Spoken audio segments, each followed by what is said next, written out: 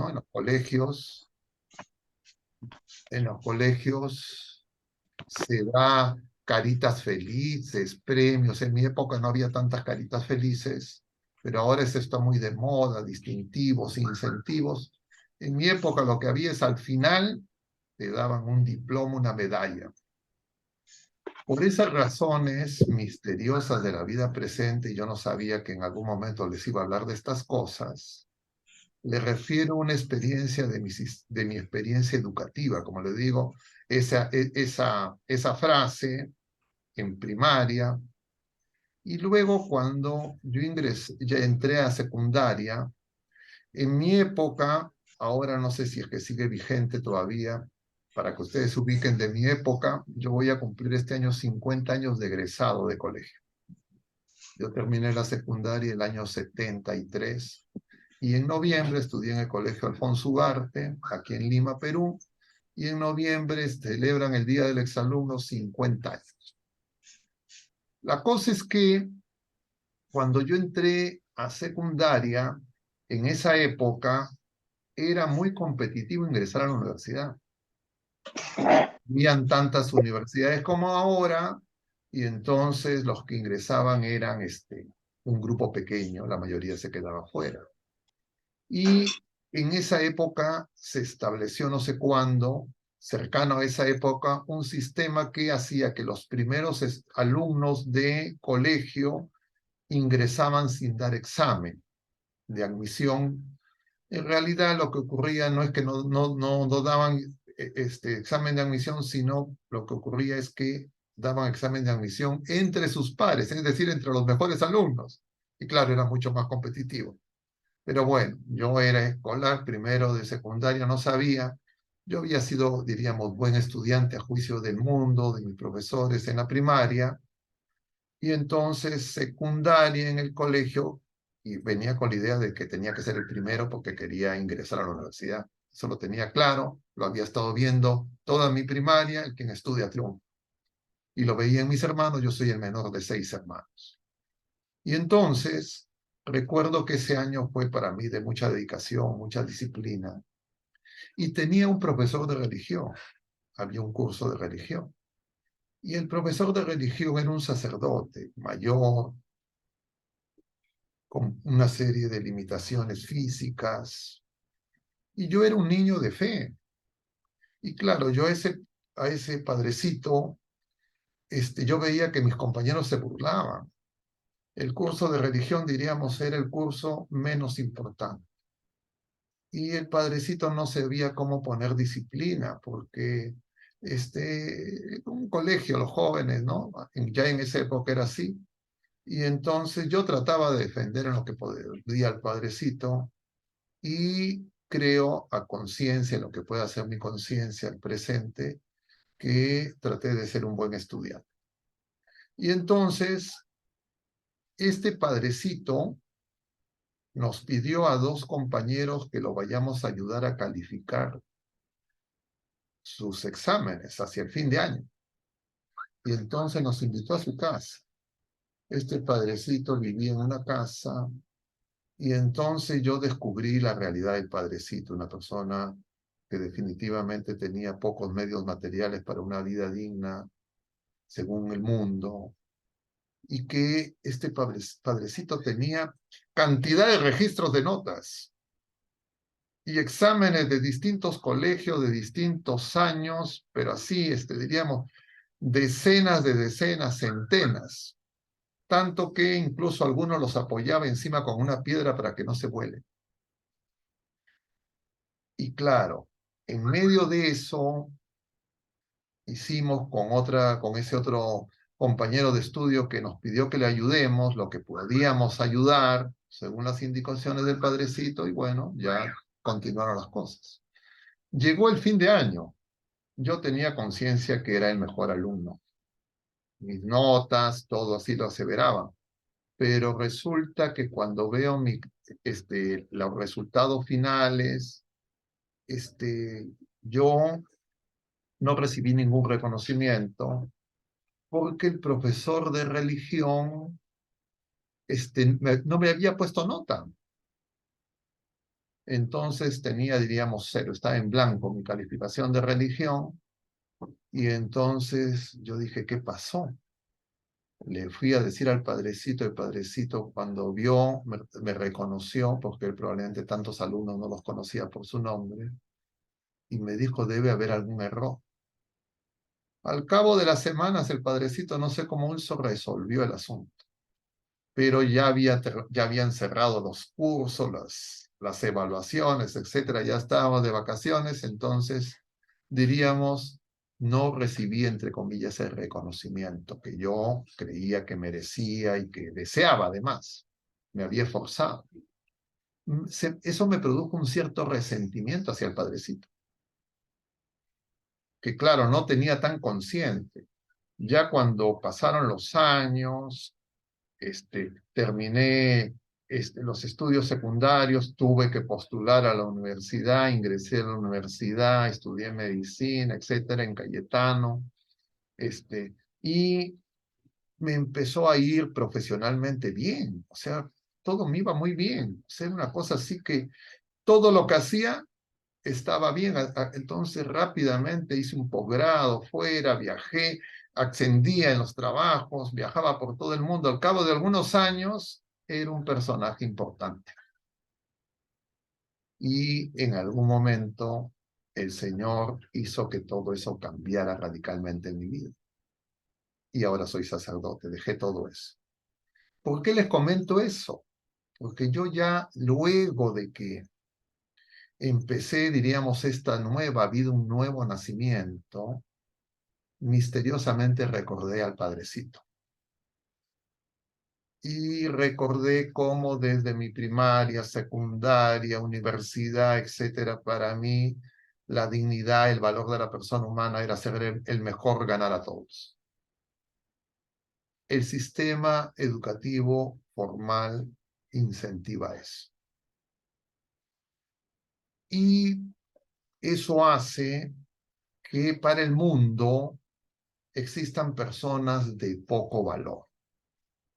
En los colegios, no sé cómo será, pero en mi época un estudiante que no era buen estudiante tenía que hacer vacacional, etcétera, era el flojo, de alguna manera estigmatizado, pero que eso lo compensaban a veces algunos jóvenes con otras habilidades, ¿no? En el deporte, en las artes, etcétera, y eran personas que tenían distintos dones, hábiles, a veces personas que se relacionaban muy, coloquialmente con las personas. Finalmente todo eso hace algunos años llevó a hablar de las inteligencias y la llamada del tema de la inteligencia emocional de Goleman, etc. Que era la búsqueda de la dignidad del ser humano desde el hacer. Y entonces eso hace que, por ejemplo, en los países llamados desarrollados, que son, entre comillas, lo que nosotros creemos que es un país exitoso, yo recuerdo, yo viajé a Estados Unidos en la década de los 80 a hacer un posgrado. Específicamente viajé, y cuando yo viajé en ese momento para ir a sacar una visa a Estados Unidos, sabía que había gente que dormía en la noche, guardaban sitio, vendían los sitios, había alguien que salía temprano, empezaba a dar los tickets, diríamos, y entonces era todo una odisea. Y entonces yo viajé becado, todo pagado. Y entonces la sensación mía y para mi familia era, ya me salvé. Y la gente me felicitaba, qué suerte que te vas a Estados Unidos, vas a estudiar allá, etcétera, etcétera. Es casi como que te ibas a ir al cielo. Y uno lo sentía así. Nuevamente en esa idea de que la dignidad de la persona humana, el valor del ser humano depende de lo que nosotros hacemos. Y claro, luego se descubrió que además del intelectual hay las habilidades artísticas, de relación, etcétera, pero no vamos por ese tema.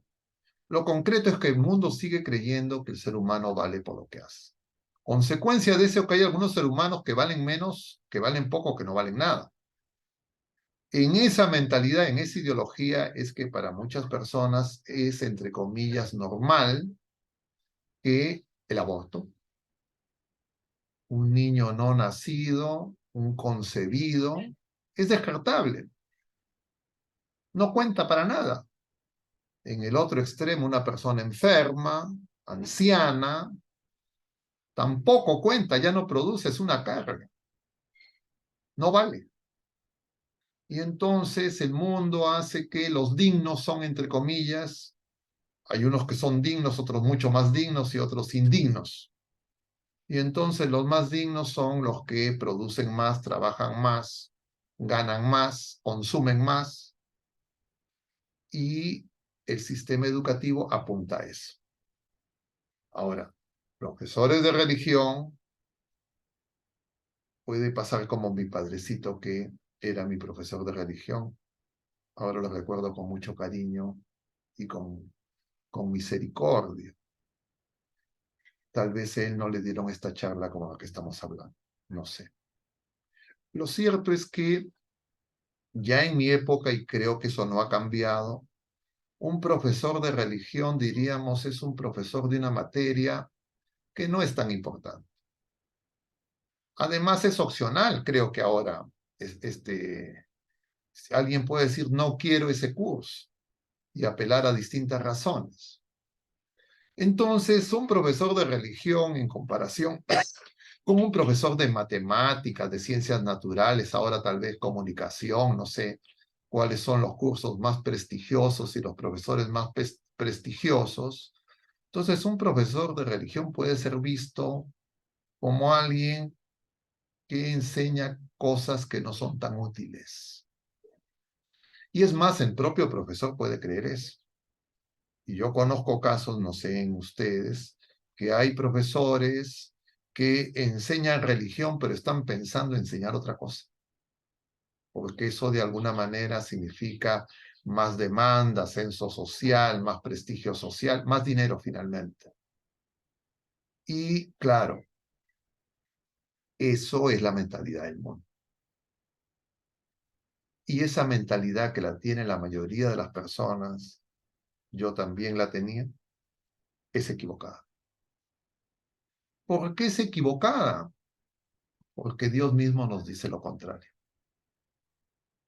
Dios, quién más que Dios? Dice ese lema del nombre de San Miguel Arcángel. ¿Quién como Dios? Dios se ha hecho hombre. Dios se ha bajado. Ha nacido de mujer. Ha pasado como uno de tantos, como el hijo del carpintero. No tuvo estudios con los rabinos como Pablo. Y él viene a revelarnos la verdad. No con una doctrina, no con una teoría, no porque hizo clases, sino con su vida. Y eso que hizo Jesucristo, que es la plenitud de la revelación, cumple lo que es el problema del ser humano que aparece desde el primer libro de la Sagrada Escritura en el Génesis. Génesis significa origen. Y lo que explica el libro del Génesis es el origen del pecado y por qué los seres humanos no nos amamos como el Señor nos ama y por qué hasta el presente nos seguimos destruyendo unos a otros. Ahora la gente habla mucho de la paz, porque claro, en poco tiempo se han acumulado guerras, no solo Ucrania, Rusia, también ahora Israel, todos estos grupos que están enfrentados. Y la gente, claro, con un análisis, entre comillas, geopolítico de distinto tipo, busca ver quién tiene la razón, etcétera. Pero lo cierto es, más allá quien tenga la razón, es que son seres humanos que se están destruyendo unos a otros. Y que de alguna manera cuando uno dice yo tengo la razón, el otro no tiene la razón y lo destruyo, es porque no es digno. Ya sea porque ha cometido faltas muy graves, pecados, asesinatos, o la razón que fuera, o porque no es muy útil, no me conviene esa persona, me estorba mis objetivos, a mis planes, entonces tengo que decir que esa persona no es digno, lo tengo que tratar Uy, como mamá, si es una criatura humana muchacha, que no es digna. Igual pasa pues con los niños no nacidos, igual pasa con los enfermos, discapacitados. Hay países donde no existen niños con síndrome de Down, Noruega, Cuba, etcétera. ¿Por qué no existen? ¿Por qué no nacen? ¿No se conciben? Sí, se conciben, no los dejan nacer, los matan antes, porque no son dignos, porque son una carga. Eso mismo, hace algunos años, esas mismas razones, esos mismos argumentos escandalizaron a la humanidad y eso se focalizó en lo que se llamaba el régimen nazi. Apareció el término crímenes de lesa humanidad. La ideología nazi decía que había una raza, que eran los arios, que eran superiores, en consecuencia tenían que decirle a los demás cómo tenían que hacer las cosas, y que habían personas enfermas mentales, discapacitados, incluido personas con problemas de desórdenes de orientación sexual y de todo tipo, que tenían que ser eliminados.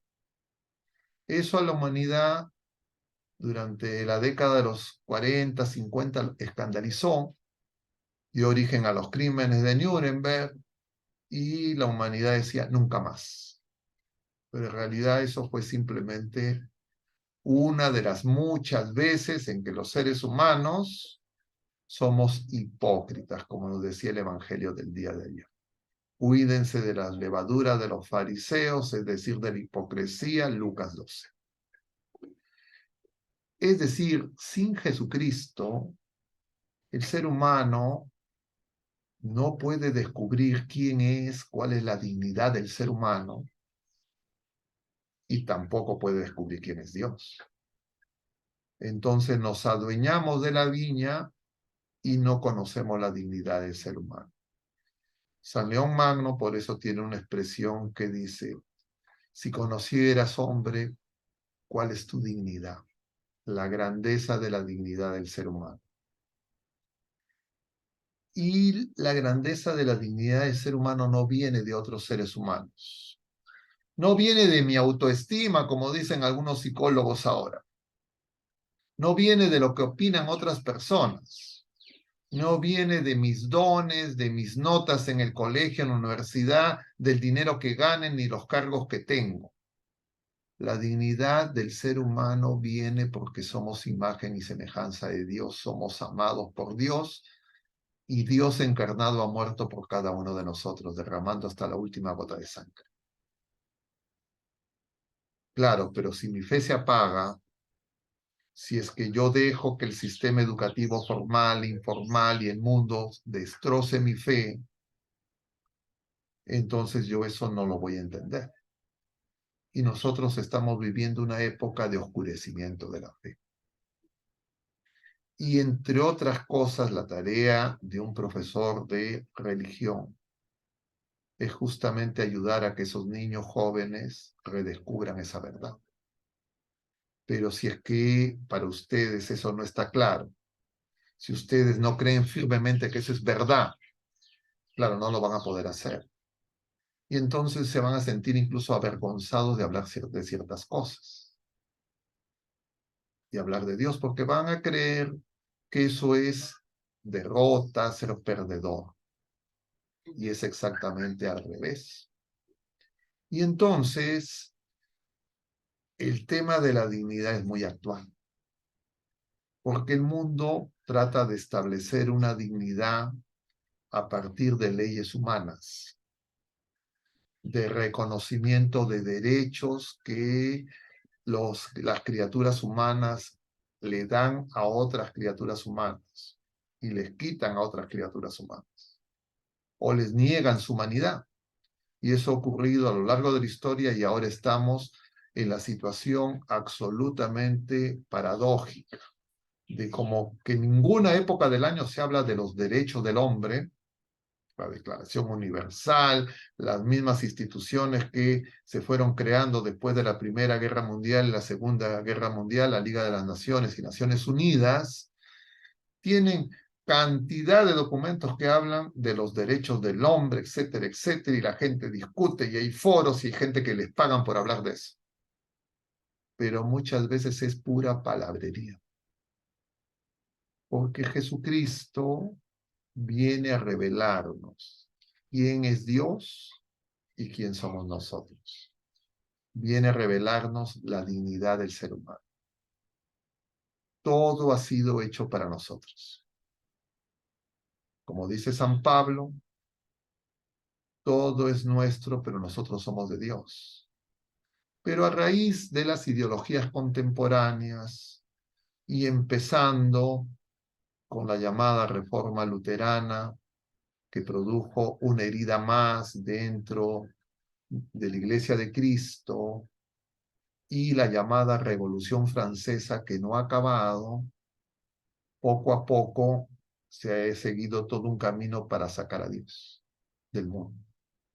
La primera afirmación fue la de Lutero: Jesucristo sí, Iglesia no. Y entonces Jesucristo y cabeza se intentó descuartizar, descabezar a la Iglesia. Luego eso siguió incrementándose y entonces era Dios sí, Jesucristo no. Eso se desarrolló en la Revolución Francesa, es lo que da origen al llamado deísmo. Es decir, es el Dios de los filósofos, como nos enseñó el Papa emérito Benedicto XVI. Es decir, es un Dios que crea, pero luego se desentiende. Y entonces hay un Dios, pero Dios no ha entrado en el tiempo. Dios no ha entrado en la historia. Dios no tiene que ver con lo cotidiano del ser humano, con el día a día, sino es algo lejano, en un templo, colgado en un cuadrito del que me acuerdo en algún momento de mi vida. Y luego ya estamos en etapa, no solo Jesucristo sí, Iglesia no, Dios sí, Jesucristo no, sino nosotros somos Dios, no necesitamos de Dios, nosotros nos hacemos dignos solos. Y claro, esa mentalidad está presente también en nosotros, porque nosotros no hemos venido en una cápsula desde Krypton, sino nosotros hemos sido formados en este sistema educativo formal e informal que está lleno de esas ideas. Incluso los que podemos prevenir de familias católicas o los que dicen que han estudiado en colegios religiosos, incluidos profesores de religión, incluidos clérigos, de, en, en toda la jerarquía, en el mundo entero. Y entonces estamos en un momento muy importante, porque de alguna forma, nos lo dice el Señor,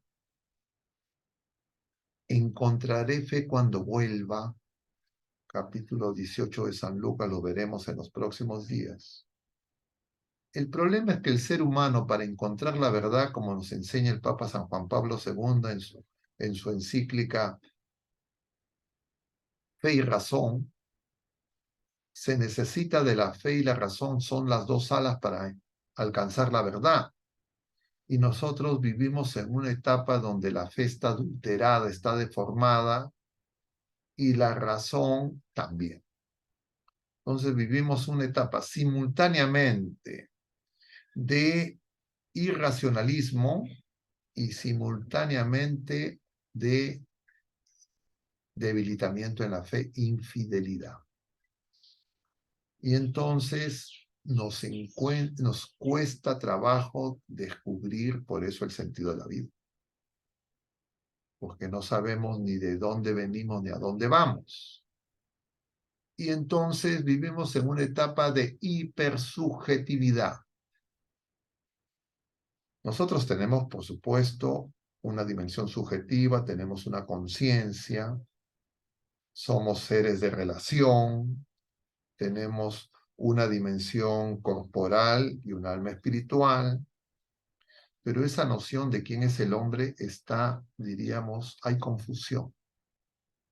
Y simultáneamente, por eso es que se da la paradoja, que se exalta el ser humano, pero se cometen los mayores crímenes contra el propio ser humano. ¿Y quiénes cometen esos crímenes? En primer lugar, los que supuestamente exaltan al ser humano, y uno lo comete contra las personas más cercanas. Yo les decía hace pocas horas, en realidad algunos días, a otras personas que me preguntaban acerca de la paz y de la guerra, porque ahora el mundo, la gente está hablando de esas cosas. Y claro, hablamos de eso porque vemos en la televisión, en los celulares, videos en cada momento, misiles que caen, que destruyen en vivo y en directo. Eso es producto del desarrollo científico, tecnológico, que es simplemente un medio y que nos deforma.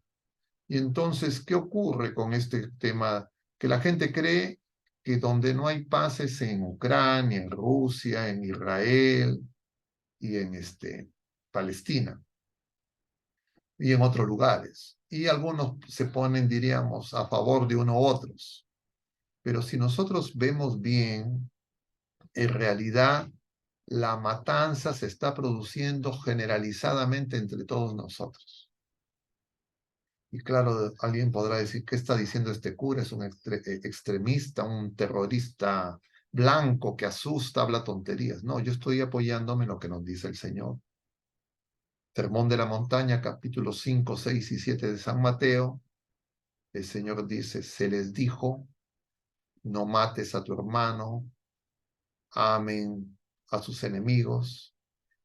Si es que hablas mal contra tu hermano, lo estás matando. Es decir, no solo hay la muerte física del exterminio físico, sino también hay la muerte en el corazón que nosotros producimos hacia otras personas y no las amamos. Y ahora, con los medios de comunicación, las redes sociales, nosotros somos entrenados mañana, tarde y noche para convertirnos en opinólogos y jueces de los demás. Y eso desde pequeños. Y por eso es que en la currícula se ha introducido un gran componente de comunicación. Y efectivamente, ustedes lo habrán experimentado, yo lo noto también, los niños ahora son mucho más desenvueltos, saben expresarse mejor. Claro, algunos, siempre hay otros niños que tienen dificultades y por supuesto son despreciados, son relegados.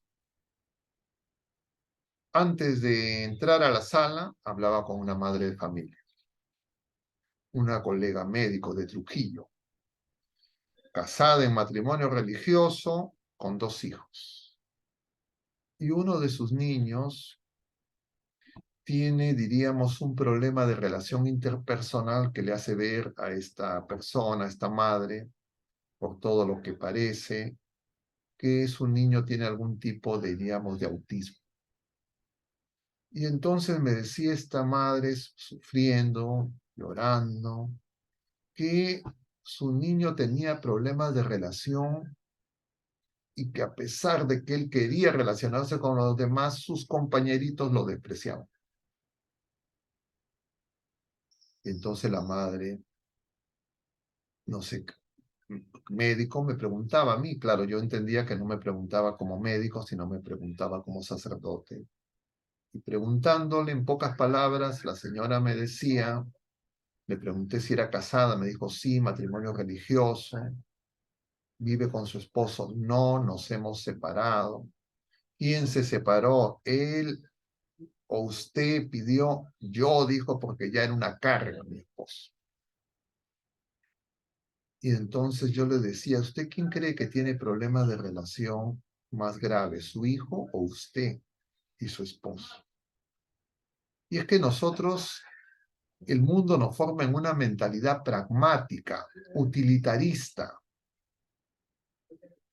Y eso, esa ceguera, solo puede ser purificada, no se consigue con mayores estudios, maestrías, posgrados, porque al contrario, con eso tú con más, entre comillas, seguridad te vas a deformar y vas a creer que sabes. Necesitamos la purificación del amor de Dios, de la fe, de la esperanza y la caridad. Pero nosotros creemos y hemos deformado la fe Y eso puede ocurrir también en la catequesis, en la enseñanza de religión y también en la enseñanza de la teología. Y yo lo he visto porque yo he recibido cursos de teología para mi formación como sacerdote. Uno puede creer que las cosas de Dios son simplemente hagamos lo mismo que se hace en el sistema académico formal y simplemente cambiamos el contenido y ya es suficiente. Y entonces lo que se necesita es que aprendo metodología, aprendo contenidos, aprendo a evaluar habilidades, etcétera, destrezas y todo lo que ustedes saben. Mejores presentaciones de más impacto, que aprendan, tomo exámenes, aprueban, desaprueban. Pero no nos damos cuenta, como nos dice el Papa Emérito en su encíclica Dios es amor, uno, el numeral primero, muy importante que ustedes tienen que tener en su mente y leer muchas veces. Dios es amor. Nosotros no nos hacemos cristianos porque aprendemos una doctrina, porque vivimos bajo ciertos principios morales, sino nosotros somos cristianos porque tenemos el encuentro con una persona, la persona de Jesucristo, Dios y hombre verdadero, que nos transforma, nos da una nueva vida. Y esa vida es vida en el Espíritu Santo, es el Evangelio de hoy día también. El Señor les dice que hay que tener cuidado porque los pecados contra el Espíritu Santo no se perdonan. Y claro, la gente cree que son los pecados contra el Espíritu Santo. Nosotros estamos en el tiempo en que ya hemos visto y conocemos, hemos recibido en la historia de la salvación, cómo el pueblo de la primera alianza que esperaba al Mesías, cuando lo tuvo frente a sí, no lo reconoció. Y los primeros que no lo reconocieron fueron los fariseos y los escribas. Léase, los eruditos, los teólogos, diríamos ahora, y los, entre comillas, practicantes, los que cumplían las normas de la Torá, como dice San Pablo en la carta a los romanos, también lo estamos leyendo en estos días. Y entonces ellos se sentían que ellos estaban cerca a Dios y que ellos sabían, se habían apropiado de la viña, dice el Señor. Y entonces tienen al Señor frente y no lo reconocen y van a decidir matarlo, eliminarlo. Eso no es algo del pasado. Eso es algo que puede ocurrir en todas las criaturas humanas, también en nosotros y en todos los tiempos. Y es creer que nosotros conocemos a Dios a partir de nuestras habilidades cognitivas y que aprendemos una teoría y después hacemos una práctica. Eso puede funcionar parcialmente para las cosas prácticas de la vida en las cosas temporales. Pero Jesucristo, Él es el que nos ama primero y Él viene a nosotros. Y Él es el que viene a nuestro encuentro. Y yo le preguntaba también ayer a unas personas que sabían esto del encuentro personal con el Señor. Unas personas otras que querían hacer un retiro para esposos. Y entonces y estas personas hablaba con los que iban a hacer el retiro, una serie de matrimonios que iban a hacer las charlas, diríamos, los temas de retiro. Y uno de los temas era justamente sobre el amor de Dios, el encuentro personal. Y entonces le decía, ¿y ustedes han tenido un encuentro personal con el Señor? Sí, padre, me decía. ¿Cuándo fue su encuentro personal? Ah, cuando hice mi retiro. Yo le digo, no. Nosotros hemos tenido un encuentro personal con el Señor apenas hemos venido a la existencia. Si no fuera porque el Señor vino a nosotros, nosotros no estaríamos acá. San Pablo dice, en Dios vivimos, nos movemos y existimos. Claro, cigotos, mórulas, etcétera, claro, no tenemos conciencia. Niños pequeños no tenemos conciencia. Yo saben ustedes, soy médico, he sido capellán del Hospital Rebagliati 8 años. Y como capellán del Hospital Rebagliati hacíamos procesión de Corpus Christi. hicimos por primera vez en el hospital. Esa procesión de Corpus Christi que hacíamos en el hospital nos tomaba más de 10 horas. El primer año, claro, no sabíamos, porque íbamos piso por piso, entrábamos cama por cama a visitar a los pacientes. Entonces, el primer año empezamos la procesión, eran cerca de las 8 de la noche y no terminábamos. Habíamos empezado la misa a las 9 de la mañana y no terminábamos. Yo, como ustedes verán, yo no soy un jovencito y ya físicamente me sentía agotado.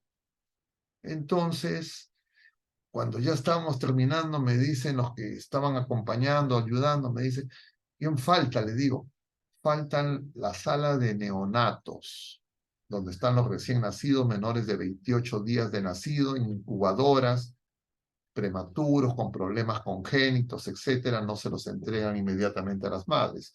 Un momentito, a ver, no sé, alguien interrumpe. Estoy en una charla. Entonces,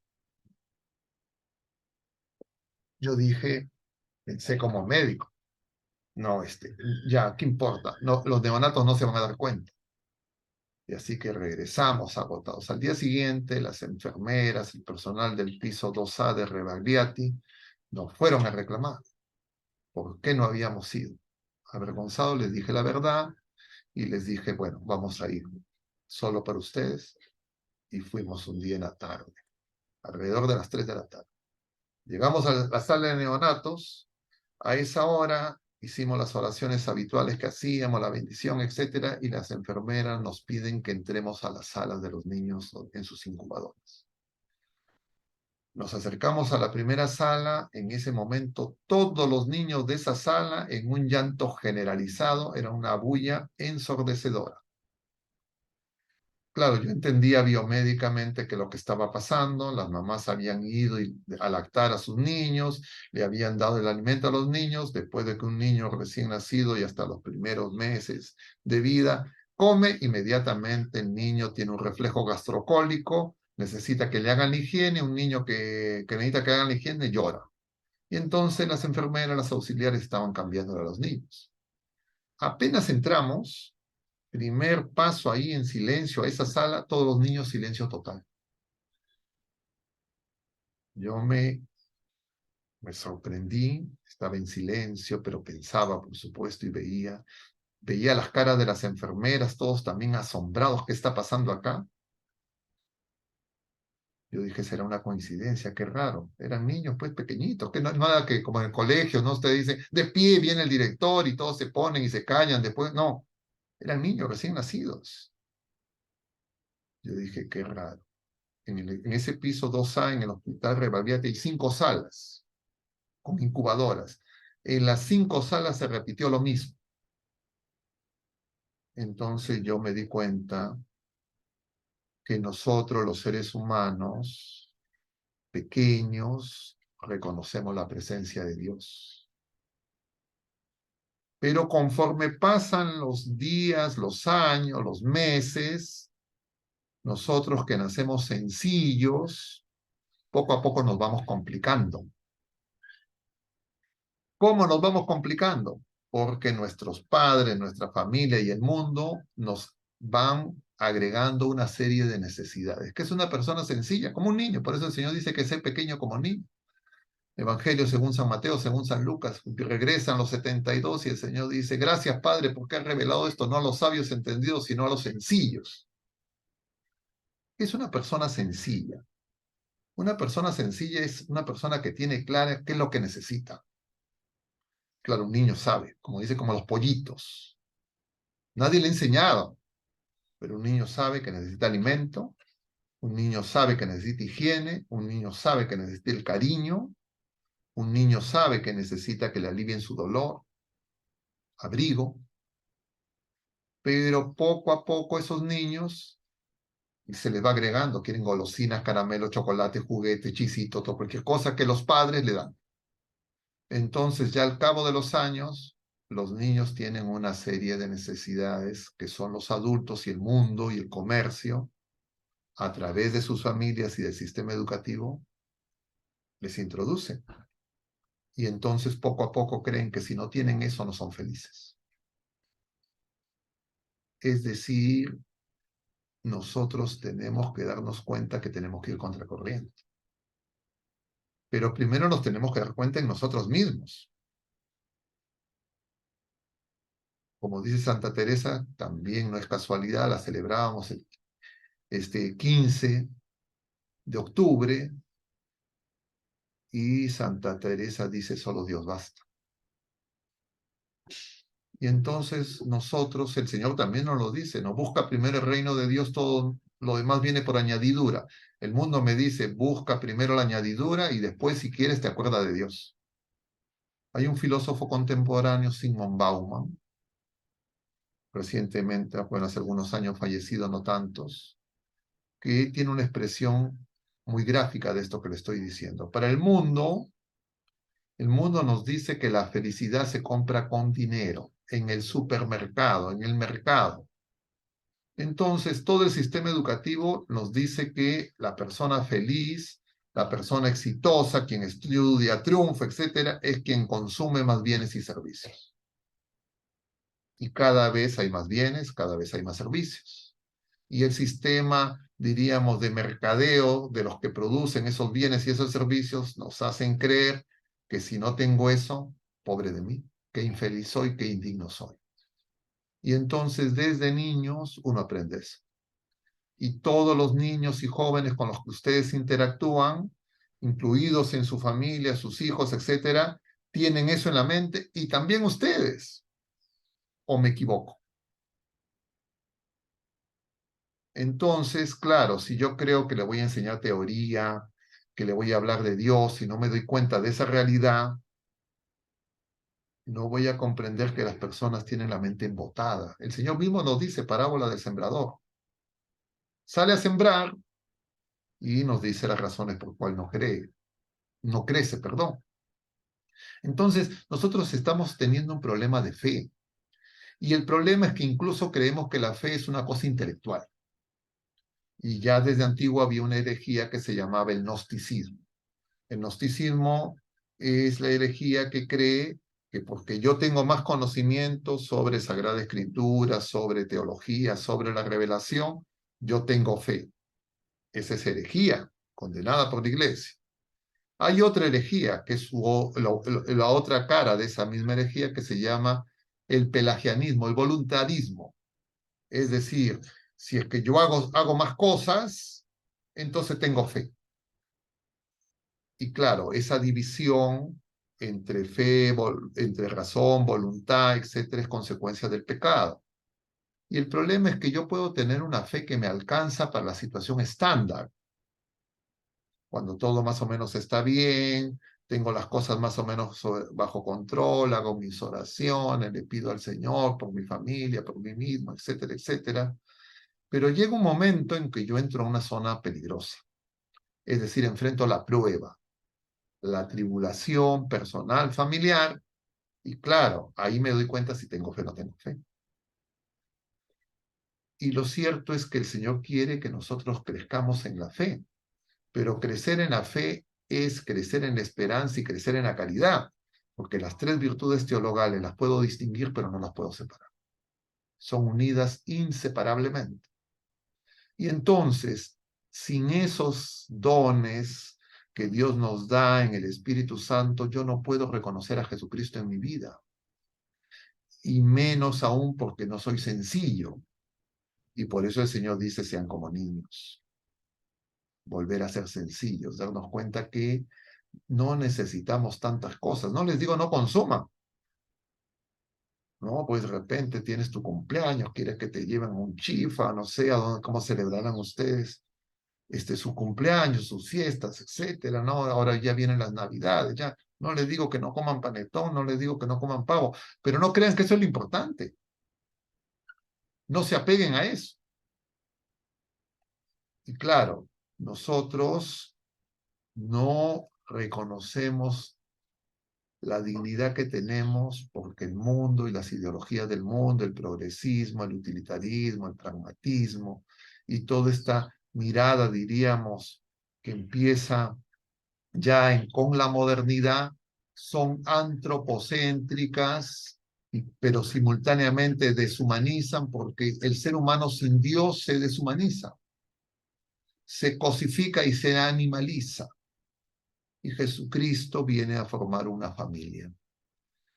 El Génesis dice que el hombre es creado a imagen y semejanza de Dios, pero dice además que cuando Dios crea al hombre, dice, hagamos al hombre a nuestra imagen y semejanza. Esa primera persona del plural, uno tiene que preguntarse quiénes son ese hagamos. Claro, uno dice, claro, está facilito, la Santísima Trinidad, sí, efectivamente, el Padre, el Hijo y el Espíritu Santo, sí, pero además nosotros, porque Jesucristo, Dios y hombre verdadero, trabajó, y Él dice, mi Padre y yo seguimos trabajando, y el trabajo que Él hace es para que nosotros estemos unidos a Él. Por eso es que lo veíamos en estos 3 domingos que han pasado, luego de esas parábolas de las viñas, la primera, cuando llama a viñadores a trabajar, porque no estaban trabajando a distintas horas, a todos les da lo mismo, uno le reclama porque yo he trabajado más, está pensando en lo que él hace. Luego esa otra de los 2 hermanos, uno le dice si va, no va, el otro le dice no va y finalmente va. Luego los viñadores asesinos que se apropian de la viña, pero luego el Señor dice misteriosamente, como lo veíamos el domingo pasado de esta semana, ya no habla de ir a trabajar una viña, habla de ir a un banquete de bodas, a una fiesta, todo pagado, donde incluso te dan el vestido. Y entonces, ¿qué ocurre? Que no tienen tiempo. ¿Por qué? Porque tienen que trabajar. Es decir, el mundo hace que compitan las tareas humanas con el trabajo de Dios. Y el sistema educativo hace una diferencia radical y nosotros estamos en esa mirada que, claro, es un engaño, una trampa. Y entonces profesores de religión que quieren hablarles a sus niños, a sus estudiantes de dignidad, de quién es el ser humano, tienen primero que reflexionar de relación a cómo cada uno de nosotros está viendo estas cosas. Y entonces, ¿qué ocurre? Que el Señor nos dice que el trabajo que nosotros tenemos que hacer es creerle a Él. Eso aparece en varios pasajes, uno muy característico, capítulo 6 de San Juan, llamado el discurso, diríamos, del pan de vida. Jesús ha multiplicado los panes, lo quieren hacer rey, lo están buscando. Él llega después de caminar sobre las aguas, a Cafarnaúm los encuentra y Jesús empieza a decirles, yo soy el pan que ha bajado del cielo, quien come este pan vivirá para siempre. Entonces estos se entusiasman y dicen, ¿qué trabajo tenemos que hacer para comer ese pan? Y Jesús dice, el trabajo de ustedes es creer. Es decir, cuidar la fe en medio de este mundo con todas esas trampas, porque vamos en este mundo como ovejas en medio de lobos. Esos lobos son los que justamente impiden que reconozcamos al Señor y somos devorados por esa trituradora de seres humanos que es el mundo sin Dios. Y entonces, si yo no reconozco que el Señor está presente en mi vida, que siempre Él va conmigo, que está llamando a la puerta, entonces, claro, no voy a confiar en el Señor, me voy a desesperar y voy a creer que las cosas dependen más de mí. Por eso la gente comúnmente dice, no, mira, voy a la catequesis y las cosas de Dios me quitan tiempo. Y por eso es que muchas veces han habido intentos de eliminar el curso de religión, porque no aporta nada pragmático. Y claro, nosotros tenemos que entender que esas personas que piensan así pues porque no conocen al Señor. En realidad no son nuestros enemigos, son personas que están viviendo la más terrible de las tinieblas y que no saben a quién temer. Simultáneamente esas personas se llenan de supersticiones. Lo vamos a ver en estos próximos días, 31 de octubre, el mundo celebra Halloween, para nosotros es la fiesta de todos los santos, y la gente va a creer que hay que poner tales cosas, que si hacen tal cosa, tu seguro, que tal amuleto, y eso te da seguridad. Claro, es un engaño satánico. Entonces nosotros tenemos que darnos cuenta contra a quién nos enfrentamos, contra quién peleamos. No peleamos contra otras criaturas humanas, nos dice San Pablo, primera y segunda carta a Timoteo. San Pablo dice a Timoteo, pelea el buen combate, cuida tu fe. Segunda carta, ya San Pablo, anciano, enfermo, preso, condenado a muerte, le escribe a Timoteo, he peleado el buen combate, he conservado la fe. O sea, Pablo se da cuenta que él ha podido perder la fe.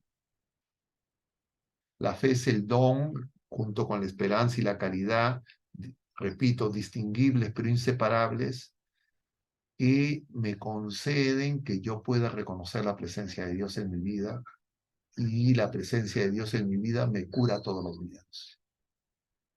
El mundo en estos momentos no reconoce al Señor, está peor que lo que pasó con el pueblo de la Primera Alianza, y nosotros, los que supuestamente tenemos fe, estamos igual de confundidos y desconcertados, y el Señor quiere que nosotros seamos sus enviados.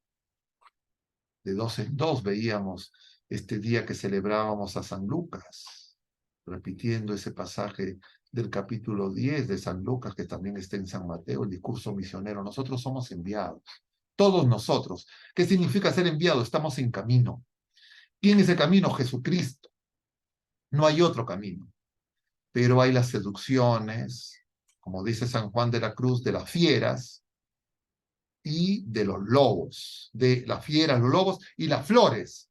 Es decir, se nos seduce con el miedo y se los seduce con una serie de quereres. Por eso el Señor dice a esa multitud que lo sigue, el que quiera venir en pos de mí, que se niegue a sí mismo, que tome su cruz y me siga. Nosotros tenemos que seguir al Señor sabiendo que estamos llenos de quereres. Y esos quereres a veces hace que compitamos con el único querer que tiene María, y por eso María comprendió que el problema del ser humano es que si hagamos, necesita que alguien le diga, sí, Señor, como le dijo María al arcángel, hágase en mí según tu palabra. Entonces nosotros le decimos a veces sí, a veces no. Y nuestra oración no es, Señor, hágase tu voluntad, sino, Señor, quítame estos problemas y dame todo lo que necesito. Y claro, esa es una oración que muestra que no sabemos pedir, el Señor no se molesta con que pidamos, quiere que aprendamos a pedir, y lo que tenemos que pedir como Santa Teresa es que solo Dios basta para que podamos dar esa respuesta como María, y entonces sí podamos trabajar con el Señor. Y entonces ustedes comprenderán que son profesores de religión, pero no van solos al aula de clase. No van solos cuando salen de su casa, no somos solos cuando nos levantamos. Todo el día el Señor está con nosotros. Lo único que no podemos hacer con Él es pecar. Después todo lo tengo que hacer con Él. Y entonces el trabajo ya tiene descanso.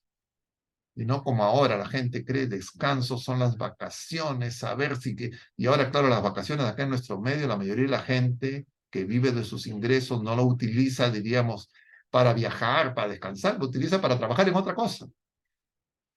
Porque estamos esclavizados por las cosas temporales. Entonces el Señor quiere que levantemos el corazón, y solo así podemos encontrar el sentido de la vida. Es decir, nosotros somos de Dios, de Él hemos salido y a Él tenemos que volver. Eso es lo que nos enseña San Agustín. Nos hiciste para ti, y nuestro corazón inquieto está inquieto hasta que no descanse en ti. Entonces, un profesor de religión, ustedes miembros del EDEC, yo los curas, etcétera, que hemos recibido más, tenemos que darnos cuenta que mientras que vamos caminando en este mundo, nosotros también somos acechados, también somos confundidos, nos podemos cansar, desanimar, y sobre todo cuando el medio no es hostil, y cuando, yo me imagino que sentirán ustedes con alumnos que les interesa poco lo que ustedes le dicen. Y entonces la manera es hacerlo con el Señor. Y no puede ser simplemente teórico, porque los apóstoles que vivieron con el Señor, mejor maestro que él no había, no lo terminaron de entender ni siquiera con lo que él enseñaba ni lo que lo veían hacer a él, y ellos mismos hicieron, porque cuando Jesús los envía, ellos vienen contentos diciendo, hemos visto que haciendo milagros, cosas. El Señor les dice, no se alegren por eso, alégrense porque sus nombres están inscritos en el reino de los cielos. ¿Quién escribió sus nombres? El Señor, el Espíritu Santo. Esa es la fuente de la dignidad. Nosotros somos de la familia de Dios y la familia de Dios en estos momentos está dividida, está destrozada y eso empezó desde antiguo, desde Caín y Abel, los hermanos, uno mata al otro, pero no quedó solamente ahí, también después y con Abraham, ya en el momento de la llamada personal, también entre Ismael, el hijo de la esclava, y Isaac. Las mujeres dijeron, oye, Sara, despide a esta mujer y despide a este hijo, eran hijos del mismo padre. Pero no solo ahí, después el hijo de Isaac, ese hijo, se casa con Rebeca, tiene hijos mellizos, Esaú y Jacob, que dice la escritura, peleaban desde el vientre materno. Y cuando nace Isaac, Esaú primero, Isaac lo tenía del talón. Es decir, estaban peleando a ver quién nacía mejor, primero. Ese mismo problema se da con los hijos de Judá, que uno de los 12 hijos de Jacob, a quien le dice, no se va a apartar de ti el varón el bastón de mando, cuando lo bendice Jacob. Y entonces, ¿qué pasa con Tamar, con Isaac? Perdón, ¿qué pasa con Judá, de quien van a ser el Señor? Judá, en contra de lo que le habían enseñado sus padres, se casa con una mujer cananea. Abraham, Isaac habían ido a buscar las esposas para sus hijos ahí en Harán, no en Canaán, porque el Señor les había dicho eso. Pero ¿qué ocurre? Judá se casa con una cananea y resulta que tiene 3 hijos.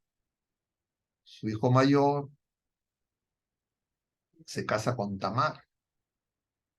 Tamar no tiene hijos con el hijo de ¿cómo se llama? De Judá. ¿Y qué ocurre? Y muere, muere, muere el esposo de Tamar. Según la ley, todavía no establecida, pero que ya practicaban los patriarcas, Judá le ofrece a su segundo hijo para que engendre del hijo, del otro, del hermano, y sea hijo del primogénito para tener la descendencia. Y entonces, ¿qué pasa? El hermano se llama Onán, y resulta que el hermano se une con su cuñada, pero diríamos, para decirlo de manera directa, eyacula fuera. Entonces no concibe. Y ahí viene el onanismo.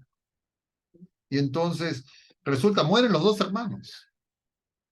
El hermano menor es muy pequeño, todavía no puede, diríamos, darle hijos a Tamar. Y entonces Judá le dice, sabes que tú anda a la casa de tu padre y vive como viuda. Pero en realidad Judá ya se estaba desentendiendo de Tamar. Y entonces Tamar se da cuenta. Y Tamar se disfraza de prostituta. Y aparece Judá. Y entonces Tamar concibe de Judá. De ahí viene el Mesías, la descendencia de Judá, que aparece en la genealogía de Mateo.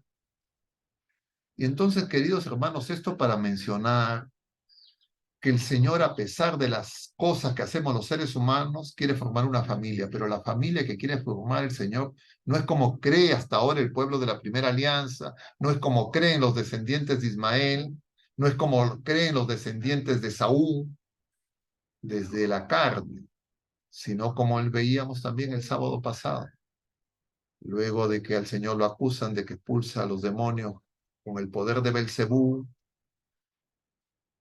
una mujer dice, elogia a Jesús, dije, dichosos los pechos que te criaron, y Jesús le dice, no, mejor, dichosos los que escuchan la palabra de Dios y la cumplen.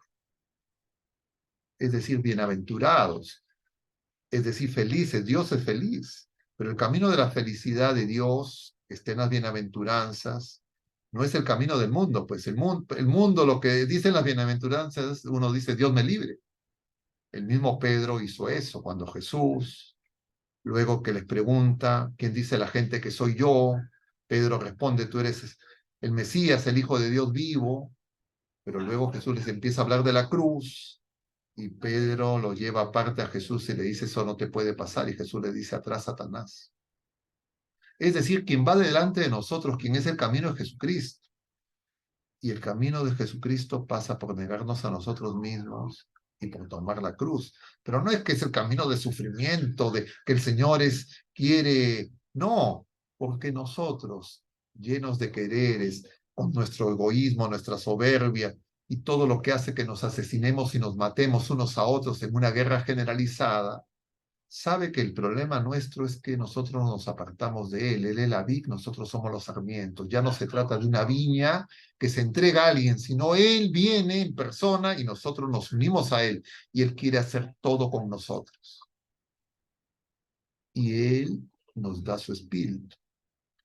El Espíritu Santo nos revela la verdad completa y nosotros así podemos encontrar el sentido de nuestra vida y nosotros así podemos reconocer la dignidad de nuestros hermanos porque no los veremos como enemigos, como obstáculos, como personas que hay que eliminar y que muchas veces matamos con nuestros juicios temerarios, con nuestros pensamientos, con nuestros deseos, o porque no los vemos, los ignoramos porque creemos que no nos conviene. Y claro, eso no lo pudo hacer porque no lo entendió el pueblo de la primera alianza, no lo están haciendo los otros descendientes de Abraham, no lo están haciendo los descendientes de Saúl, que es Edom, y hay que preguntarnos si nosotros lo estamos haciendo. Y lo cierto es que entre nosotros también hay mucha confusión. Y ustedes, queridos hermanos, y yo y muchas personas y las familias, estamos llamados a hacer esa luz de Cristo. Es la buena noticia, el Evangelio es la persona de Jesucristo, Él está vivo, Él no nos ha dejado, y con Él, para el que cree, le dice el Señor a ese padre del niño poseído, que por ese espíritu sordo mudo, para el que cree nada es imposible. Pero claro, si nos falta fe, creemos que si nosotros no lo hacemos, no hay ninguna solución. Y efectivamente nosotros tenemos que hacer las cosas no nos van a venir como el maná, pero lo tenemos que hacer con Él. La única manera es trabajar con Él. Y trabajar con Él significa tener fe, esperanza y caridad para reconocerlo en todos los momentos y circunstancias de nuestra vida. Como dice el ritual del matrimonio, y lo decimos también en ese prefacio de los enfermos, en la salud y en la enfermedad, en la prosperidad y en la adversidad. No hay otra manera. El mundo no sabe eso. Y nosotros, creo que muchas veces lo hemos escuchado, no es que no lo sabemos, sino que probablemente no lo creemos y por eso es que muchas veces nos desanimamos. Yo no sé cómo estamos de tiempo, ahorita recién estoy viendo, me dicen un descanso, ¿hace cuánto tiempo me han dicho el descanso? Hace más de 15 minutos. Disculpen, vamos a hacer un descanso. ¿Cuánto tiempo tienen de descanso? ¿Podemos darle unos 5 minutos, padre? Bueno, claro que sí. En cinco 5 minutos minutos de volvemos. descanso, que nadie se evada. Esto todavía no acaba. Nos reunimos en unos minutos. Muy Ok, bien, padre. hermano. Voy a apagar mi cámara para que puedan sentirse más libres y no está que lo estoy figoneando, aunque los chequeo de todas maneras. Como nos vende pues la publicidad, como nos vende hasta de repente también las personas que nos rodean, ¿no? Uy, ahora pobrecita de ti, ya vales menos. Me hacían sentir un poco así, que mi dignidad había bajado. Pero luego con el tiempo, porque yo ya tengo 10 años así, en silla de ruedas, con el tiempo, esto yo ya no lo iba asimilando así, ¿no? Yo ahora me considero una persona que tiene la misma dignidad, pues la dignidad es una. No nos quita el hecho de que no tengamos piernas, no nos quita el hecho que nuestra dignidad vale menos. Como usted mismo ha dicho, el hecho de que uno, eh, el mundo nos hace ver que quien puede hacer más es aquella persona que tiene más dignidad, o aquella persona que tiene más dignidad, pero no es así. A ver, Yo, mira, te agradezco por tu comentario y quisiera aprovechar de eso para comentar algo, ¿ya? sí, sí, padre, dígame. Miren, lo que nosotros hacemos tiene mayor valor si lo hacemos con Jesucristo, y eso significa si lo hacemos por amor. Sean cosas Exactamente. pequeñas o sean cosas grandes. El valor Sí, no depende del precio que dé el mercado ni la opinión de la tribuna, que está enceguecida y no sabe, tan es así que eligieron a Barrabás. claro, claro, El padre. valor de las cosas se dan porque Dios se ha hecho hombre, Dios es amor, nos ha amado primero y Él viene a hacer todas las cosas con nosotros. Y puede hacer que nuestra vida haya sido una vida larga, de buscar cosas aquí y allá, según el mundo, frustraciones, entre comillas, fracasos.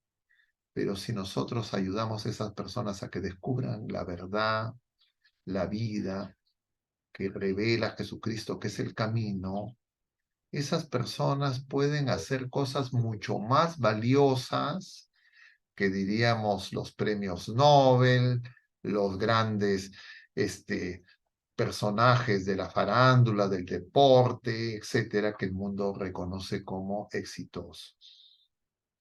Y por eso es que Jesucristo, la obra más grande, la va a realizar cuando aparentemente está derrotado en la cruz, porque ahí nos manifiesta el amor extremo.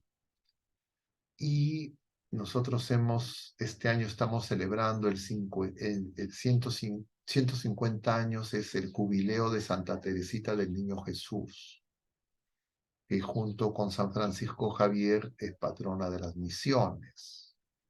Y esta santa falleció a los 24 años. A los 15 años entró al Carmelo como monja de clausura. Nunca salió de ahí. Es patrona de las misiones. Esta santita, cuando era muy niña, le dice a su mamá: mamita, quiero que mueras. La gente que lo escuchaba se espantaba y dice: ¿por qué dices esto, Teresita? Porque quiero que vayas al cielo. Esta madre, igual que el padre, han sido canonizados, pero resulta que su mamá murió y esta niña se le desgarró el corazón. Su hermana mayor, que hizo las veces de su madre sustituta, luego entró al Carmelo, se le desgarró por segunda vez el corazón. Y entonces esta niña, según lo que refiere en su biografía, en la historia del alma, dice que enferma, ya no se tiene claro qué es lo que le pasaba, pero los médicos decían que ya estaba desahuciada, le habían puesto frente a su cama, postrada, una imagen de la Virgen María y ella la ve y siente que la Virgen le sonríe y eso cambió su vida. Y entonces esta jovencita, que cuando estaba en el convento parecía que era una monja más, fue descubierta porque después de muerta empezaron a leer su historia personal y entonces muestra una sabiduría y una profundidad para las cosas de Dios y nos muestra esto que ella conoce, que es el caminito, que es el de la infancia espiritual, eso de hacerse pequeños y que requiere que nosotros confiemos en Dios, porque el engaño fundamental para perder el sentido de la existencia es que nosotros desconfiamos de Dios y creemos que nosotros sabemos mejor que Dios lo que nos conviene. Y claro, la vida del discípulo, del que escucha al Señor y quiere poner en práctica y conoce cuánto nos ama, es decir, del discípulo amado, no significa que sea fácil, no esté exenta de dificultades, de problemas como los tiene todo el mundo. Pero sabemos que con Jesucristo somos vencedores. Pero claro, no significa que aquí no va a haber tribulación, no va a haber dolor, no va a haber sufrimiento, no va a haber enfermedad. Lo que sabemos que con Jesucristo todo eso que es cruz, la cruz de Cristo es de victoria. La cruz sin Cristo es lo más terrible que le puede pasar al ser humano, porque nosotros somos de Dios y la vida presente es una peregrinación a la casa del Padre. El mundo no puede hacer justicia. La justicia del mundo es a lo más dar a los buenos premios, dar a los malos castigos, pero no es justicia salvadora, como enseña San Pablo, justo lo veíamos ayer en la carta a los romanos. Y esa justicia salvadora es que el Señor viene a ofrecernos el perdón, la redención, una nueva vida y participar de la bienaventuranza eterna. Ser felices eternamente, y esta vida presente es un instante entre dos eternidades. Pero nosotros, el Señor que nos ha creado con libre albedrío, tenemos que elegir. Y la gran responsabilidad del ser humano es que podemos elegir el camino equivocado. Y la misión de la que nosotros participamos es, en primer lugar, nosotros pedir la luz de la fe, de la esperanza y la caridad para escoger ese camino que es Jesucristo y ayudar con nuestro testimonio a que otras personas también lo puedan hacer, empezando por los más pequeños. Y además enseñar, dar clases. Pero lo principal es el testimonio, porque si nuestra vida no es coherente, las personas lo van a notar. Yo les contaba la historia de Tamar y de Judá, que en la bendición había dicho que Jacob le había dicho no se va a apartar el bastón de mando de él. Pero resulta que Judá, que buscó a Tamar, su nuera, que estaba disfrazada como prostituta, Tamar le dice, ¿qué me das a cambio de los favores sexuales que le estaba pidiendo Judá? Y entonces, ¿qué te puedo dar? Y entonces esta mujer le pide todos estos, su bastón de mando, su manto con el que hacía oración, etcétera. Es decir, todo lo que era su ser, lo que había recibido de don a través de la fe de sus padres. Y claro, después cuando descubre Judá que esa prostituta con la que había fornicado era su nuera y que está gestando, entonces se da cuenta que Tamar es más justa que él. Y se da cuenta que el peor, que Esaú había vendido su primogenitura, no por un plato de lentejas, sino por placeres carnales. Es decir, hermanos, nosotros en Jesucristo lo tenemos todo, pero muchas veces el que viene gratuitamente a nosotros nos parece poco nada, porque nosotros envenenados por este mundo creemos que lo que nos va a hacer feliz son otras cosas. Nosotros tenemos que tener ese encuentro personal con el Señor. Necesitamos ser personas de oración. Necesitamos reconocer que somos muy frágiles, muy débiles y que en realidad necesitamos pedir más fe para nosotros mismos, para nuestras familias, para la iglesia, para el Perú y para el mundo entero. Y si ustedes les enseñan esas cosas a esos niños, a esos jóvenes, sepan que les han dado un tesoro. Porque puede ser que en un primer momento no lo entiendan, pero en algún momento lo van a recordar. Y claro, también se lo tienen que decir a los padres de sus estudiantes y también a sus compañeros de trabajo. porque nosotros tenemos que anunciar el Evangelio a tiempo y a destiempo, y el Evangelio es que Jesucristo está vivo, Él ya venció, y que con Él nosotros no tenemos que temer nada. ¿Hay alguna pregunta más? Veo la mano de levantada. Ah, usted es el subdirector. No, es el profesor David Bustinza, que está A ver, escuchamos entonces al profesor Bustinza. Padre, ante todo, los agradecimientos por todo lo que nos está brindando hasta este momento. Yo estaba preparando una pregunta en torno a diversas situaciones que vivimos o sentimos dentro de la educación básica regular. No estamos directamente relacionados con los de primaria, pero sí con los de secundaria. Y la EVA, que son términos del turno de que conocíamos anteriormente como de la noche. Y mi pregunta va a raíz de todo lo que hemos estado sintiendo y viviendo, ¿no? ¿Cómo podemos decirle al estudiante nuestro que eres digno cuando vienen, muchos de ellos a veces llegan al aula tristes porque algunos ya no tienen padres juntos, padres separados, cuando algunos viven con un apoderado, le dicen tía, cómo transmitirles que eres digno cuando muchas veces vienen descuidados y nosotros en el aula tratamos de indicarles y decirles, hemos nacido para ser felices. Es un poco lo que queremos lograr entre nosotros. Eh, ¿Cómo podríamos llegar a ellos, ¿no? A partir de todos estos grados que estamos viendo y estas situaciones tan difíciles que se viven en cada una de nuestras escuelas, porque cada escuela tiene una realidad muy distinta. No todos tenemos lo mismo. Entonces, a mí me gustaría, porque personalmente me agrada primero desde sus mismos testimonios de ustedes, su conversión, de su cambio y todo esto de lo que nos ha expresado el día de hoy. Entonces, ¿cómo podemos hacer esto? Y me marcó mucho también su experiencia de usted, de su profesor de religión. Yo también tuve un igualito, era un sacerdote bastante, de la Iglesia de Lima, bastante mayorcito, y como usted dice, ¿no? Éramos muchas veces en nuestra ignorancia, éramos 60 en el aula, imposible pues que llegara a todos nosotros, ¿no?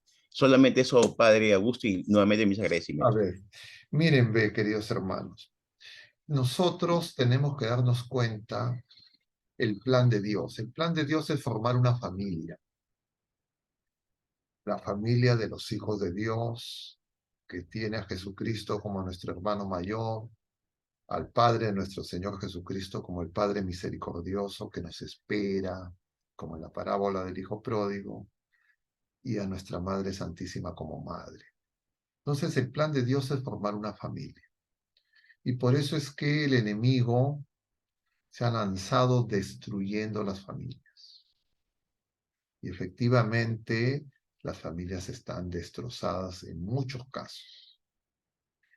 Todavía en nuestro país tenemos familias que están constituidas, de alguna manera hay algo que todavía está, no estamos totalmente destruidos como uno puede ver en otras realidades de países llamados desarrollados. En Europa ya las familias son prácticamente simplemente cómo conseguir cosas materiales. Claro, ahí los sistemas de seguridad social, etcétera, no son como los nuestros, pero los adultos mayores ya se van casi solitos a las casas de reposo. Las familias consideran que no se tienen que hacer cargo, que les estorba. Igual no quieren tener hijos. Y entonces creen que la familia es simplemente para pasarla bien. Y cuando no lo consiguen, rápidamente buscan separar, romper y hacer. Tampoco quieren tener hijos. Creen que cuanto menos hijos, mejor. Entonces, nosotros tenemos las realidades de nuestras llamadas familias disfuncionales. Y efectivamente eso hiere gravemente a un niño, un joven. Pero nosotros sabemos que Jesucristo viene a nosotros. Entonces, lo que nosotros, yo no empezaría por hablarles de dignidad a los jóvenes, porque puede resultar algo pues un poco entre comillas conceptual. La dignidad tiene que ver con la vida en el Espíritu Santo. Yo empiezo a tener la vida digna cuando acojo al Señor y vivo según el don del Espíritu Santo. Eso está en el Catecismo de la Iglesia Católica, justamente el primer numeral de la tercera parte del Catecismo de la Iglesia Católica, numeral 1700, pueden anotarlo, léanlo con calma, nos habla del espíritu, de la dignidad humana. Y claro, eso requiere, para que yo reciba el don del Espíritu Santo, requiere que yo conozca a Jesucristo. Entonces nosotros tenemos que hacer y ayudar a que los jóvenes conozcan a Jesucristo, porque Él sí puede cambiar un corazón herido por los problemas que sean. Nosotros no, pero Él sí tiene todo el poder, Él es Dios. Y Él viene a nuestro encuentro, pero quiere que nosotros llevemos a esas personas heridas, rotas por este mundo sin Dios, para que los cure, para que los sane. Y con seguridad ustedes tienen que saber que eso se da entre sus alumnos y también entre sus familiares y se puede dar en su vida personal. Entonces, lo primero es llevarlos a Jesucristo. Y la pregunta, por eso yo hablaba, les hacía esa referencia a esos esposos que iban a hacer ese retiro de matrimonios y que hablaban del encuentro personal y les hacía esa referencia al numeral primero de la encíclica Dios es amor. Nosotros nos encontramos con Jesucristo desde que venimos a la existencia, pero no nos damos cuenta, no hay nadie que nos lo haga, no actualice esa experiencia, pero está esa experiencia en todo ser humano. Además, si hemos sido bautizados en el bautismo, eso se ha producido de manera mucho más plena. Pero luego estamos llenos de apegos que hace el mundo y que nos hace creer que nuestra felicidad se alcanza si tenemos esos apegos. Y esos apegos incluyen criaturas humanas, inclusive nuestros propios padres. Por eso el Señor va a decir, y él no me ame más que a su padre, que a su madre, etcétera, no es digno de ser discípulo mío. Entonces, la relación primordial es con Dios, con Jesucristo.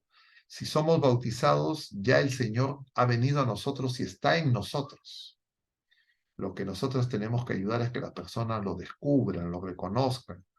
Pero para que los podamos ayudar, nosotros tenemos que descubrirlo en nosotros mismos. Nosotros dejar que el Señor nos purifique de todas esas ideas que tenemos, consecuencia de nuestra peregrinación en medio de este mundo en tinieblas. Y entonces, ante esos jóvenes, lo primero que tienen que hacer ustedes es orar por ellos. Ustedes tienen que hacer oración por sus estudiantes.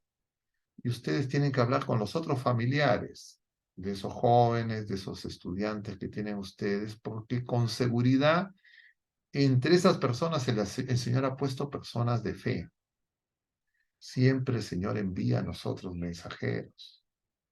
Y esas personas, ustedes, claro, no es fácil, uno se va entre comillas involucrando, pero yo creo que el Señor les va a hacer ver cuándo quiere que ustedes se involucren. ¿Ya? Y entonces, ustedes necesitan que sus estudiantes tengan vida de oración y vida sacramental. Porque el Señor se encuentra con nosotros en todos los sacramentos. En el bautismo, en la primera comunión, en la confirmación, en el sacramento del matrimonio, en el sacramento del orden, en la unción de los enfermos. Incluido así sean las personas humanas, personas pecadoras, imperfectas. Por eso la Iglesia nos enseña, los sacramentos son ex opere operato, es decir, obran por el poder de Dios, no de las criaturas, no de los ministros de los sacramentos.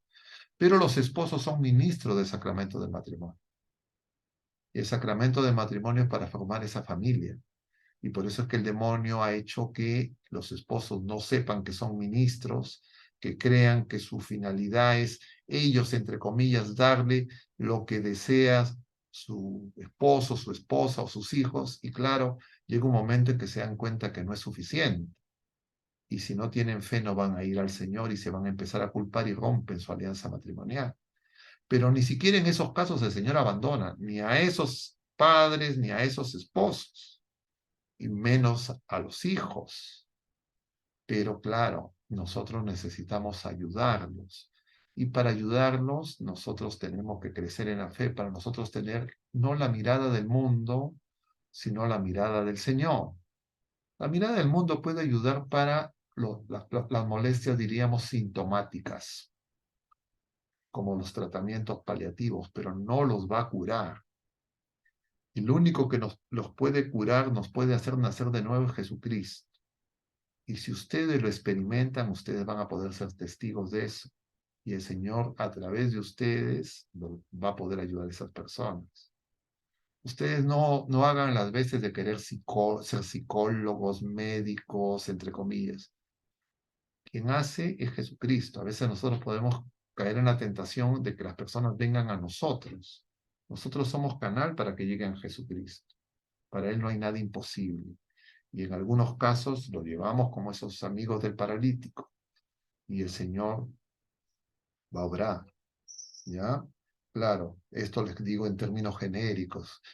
Para poderle darles consejos un poco más específicos, claro, tendríamos que tener los detalles más concretos, etcétera, pero en este espacio, en este tiempo, eso no es posible. Pero con seguridad ustedes pueden encontrar en sus comunidades parroquiales, etcétera, sacerdotes que los puedan ayudar. Pero, ¿cómo ayudamos nosotros? ¿Cómo trabajamos con el Señor? Lo primero no es lo que nosotros hacemos, sino nosotros tenemos que contemplar cómo obra Dios, cómo obra Jesucristo. Y viendo cómo el Señor obra y que Él es fiel y que nunca nos abandona, crecer en confianza y sobre todo nosotros evitar estorbar o retenerlos con nosotros y no que lleguen a Jesucristo, porque Él es el único que puede cambiar los corazones. ¿Ya? Bueno, hay dos manos levantadas, así que los escuchamos. Padre, ¿cómo está? Buenas tardes. Buenas tardes. Sí, padre, mire, más que todo es decirle que el tema, bueno, estoy un poquito ronca, ¿no? Pero el tema para mí me ha llegado en forma más personal y en cierta manera lo que puedo rescatar es un poco el dar testimonio, el saberse perdonar uno mismo y saber perdonar a los demás, ¿no? Que tan importante, nosotros entre más cristianos seamos, más honestos seamos con nosotros, podemos llegar más a nuestros estudiantes, ¿no? Justo hay muchos estudiantes que estuve esta semana hablando sobre la capacidad del perdonar, sobre la conversión, ¿no? Que es un proceso de día a día, no es de la noche a la mañana, es poco a poco ¿no? Entonces, me ha hecho reflexionar bastante porque a veces nosotros cometemos muchos errores, no somos perfectos porque somos seres humanos. Tenemos que también aprender a aceptar las cosas que la vida nos presenta, también a saber pedir perdón, ¿no? La capacidad de poder asumir nuestras consecuencias y lo más importante es ser sinceros con Dios, ¿no? Es lo que yo le he visto a usted, ese mensaje grande que está haciendo, es que seamos más humanos con nuestros estudiantes, con nosotros mismos, ¿no? Pero lo más importante es que la vida no es fácil, vamos a encontrar muchos obstáculos, muchas cosas, pero tenemos que saber levantarnos, ¿no? Frente a todas las situaciones, ¿no? Yo, por ejemplo, a mí tengo una situación que me pasó, bueno, estos días, es sobre una amistad, por ejemplo, muy bonita amistad, y voy a aprovechar en tal vez pedirle perdón. Está en una conferencia ahora, pedirle perdón, ¿no? Tal vez yo cometí muchos errores, muchos, pero su amistad vale mucho para mí. Entonces la persona sabe a quién me dirijo y le quiero pedir perdón por eso. Eso es todo, padre. Miren, ve, el demonio nos propone atajos, nos propone, entre comillas, salidas fáciles, prácticas, rápidas, bueno, bonito y barato. Eso es una trampa. El camino de Jesucristo es la verdad, es la vida. Él camina con nosotros y requiere paciencia. Dios no es como uno puede tener en su pensamiento un poco mágico, creer un Dios que hace lo que nosotros le decimos. Es al revés. El Señor quiere que nosotros hagamos lo que Él nos dice porque Él quiere nuestro bien y Él es Dios y sabe mejor que nosotros. Y a veces los momentos difíciles, los momentos de prueba, que nosotros rechazamos o que creemos que si no pasamos por esos momentos sí vamos a ser felices, son como medicina amarga para que descubramos situaciones que no vemos porque justamente nos falta fe. Entonces, cuando ustedes vean situaciones duras, difíciles, pruebas en ustedes mismos, en sus alumnos, en cualquier otra persona, uno tiene que decir, esta persona está pasando por una prueba, una cañada oscura. No está solo, el Señor está ahí. Y de eso el Señor va a sacar algo bueno. Y claro, si la persona se desespera es porque le falta fe. Entonces hay que decir a la persona que pida que el Señor le aumente la fe. Porque si está desesperada y lleno de miedo, se va a confundir y el demonio nos va a engañar. Entonces, aumentando la fe voy a tener más luz, diríamos, para reconocer cómo está obrando el Señor. Y voy a reconocer que no estoy solo. Y que de ahí que eso que parece terrible, el Señor tiene el poder de todo sacar un bien mayor. Y entonces eso yo lo tengo que experimentar para que pueda ayudar a otras personas que pasan situaciones similares y porque nosotros no sabemos qué otra situación de prueba vamos a vivir, porque la vida es así. En realidad hay un solo pecado.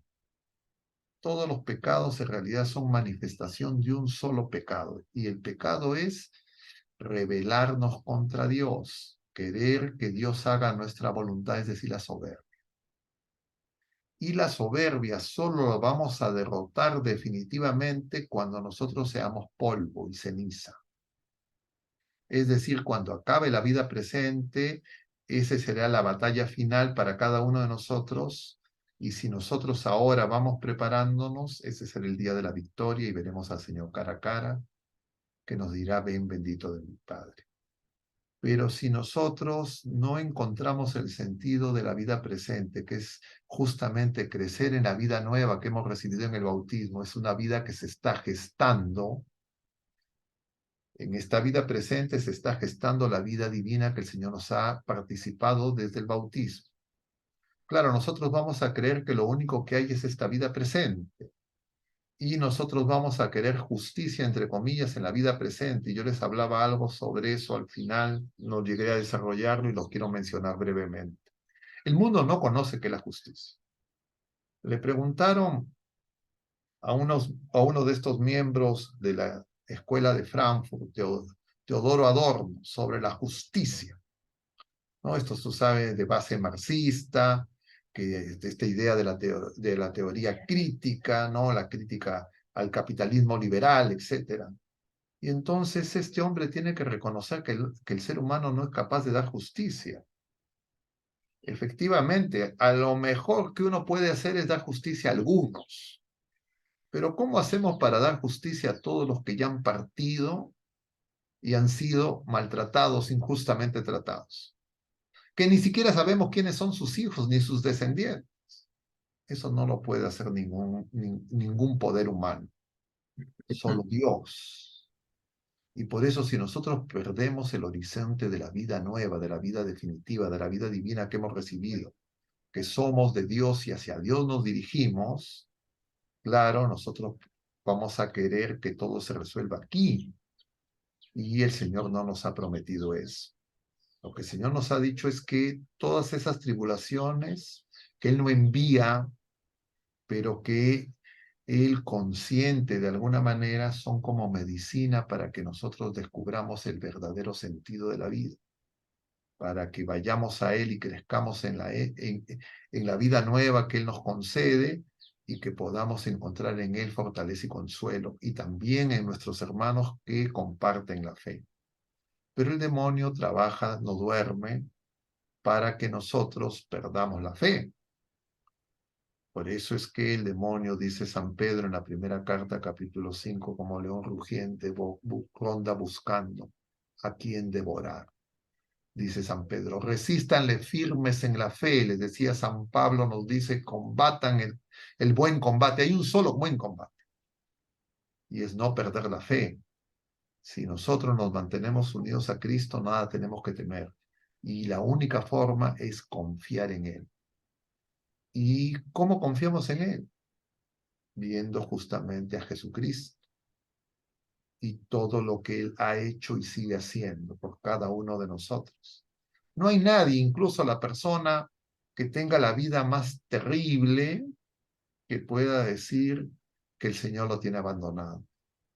Claro, ¿por qué se desespera? Porque probablemente se compara con otras criaturas humanas que tienen cosas, etcétera, oportunidades que él o ella no ha tenido y cree que es un infeliz porque escucha lo que dice el mundo.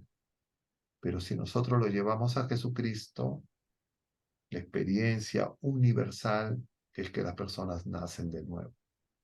Bueno, ¿hay algún otro comentario, pregunta? Cubas, ponga. Padre, padre, Sí, sí. innegablemente, padre, innegablemente nosotros que formamos la familia, la gran familia cristiana, estamos plenamente convencidos de que la dignidad de nuestra vida está en la filiación divina y que nuestro destino, ¿no?, es crecer en esta filiación en Jesucristo. Pero vivimos en un mundo en donde la atmósfera que respiramos es netamente pagana, atea. Ujú.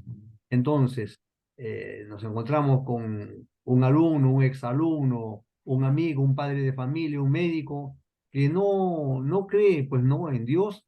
Y entonces, ¿cómo podemos iniciar un diálogo para decir que ese crimen que está realizando va contra la dignidad? O sea que no, si le A ver, presentamos un argumento, lo rechaza de plano. yo les digo, pues, ¿no? Eso es lo que estoy tratando de decir. No es un problema intelectual. Si una persona está actuando así y cree, está convencido que tiene la razón, que no pasa nada y que le conviene, es porque a esa persona le falta fe. Si yo me doy cuenta que esté equivocado es porque yo tengo fe. Entonces lo primero que tengo que decir es gracias, Señor, porque a mí me está haciendo ver cosas que estas otras personas no ven. Yo soy miope desde niño.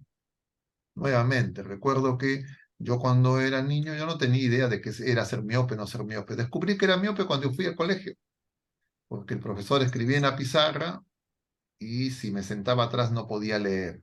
Entonces me sentaba en la primera banca y ahí leía con cierta dificultad. Pero la primera vez que me puse lentes, yo dije, oye, esta cosa, ¿cómo es? Así eran las cosas. Me di cuenta que no estaba viendo como realmente veían el resto de las personas. Y a lo largo de mi vida he cambiado muchas veces de lente. ¿Okay? Y cada vez que me pongo las nuevas medidas, veo un poco mejor que lo que estaba viendo antes, porque justamente esas lentes ya no me servían, ya no me sirven. Entonces, algo equivalente a la vida presente. Entonces, claro, yo, ¿cómo le digo a alguien que no ve que vea? No va a ver, pues. Entonces, yo lo que tengo que darme cuenta, ¿cuál es el problema? El problema es falta de fe. Que la fe es un don que el Señor nos quiere dar a todos. Y entonces nosotros tenemos que pedirle al Señor. Entonces, más que empezar por la discusión intelectual, la lucha cultural, etcétera, darnos cuenta que el problema es espiritual. Lo cultural, lo temporal son síntomas, no es la enfermedad. Yo, en mi experiencia personal, aprovecho para dar mi testimonio breve. Yo estaba en el mundo. Yo no, yo me he convertido en la década de los 40. Yo no, yo era el único de mis hermanos que no había recibido la confirmación. ¿Cómo obró el Señor?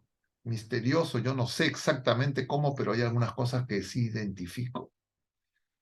Yo soy el menor de mis hermanos, mis padres eran enfermos, ancianos, yo era el soltero de la familia, entre comillas, el hijo pudiente, y entonces yo los tenía a mi cargo. Fallece mi padre, a mí me duele que me había dedicado tanto a mi trabajo, a las cosas, y no había compartido con mi padre.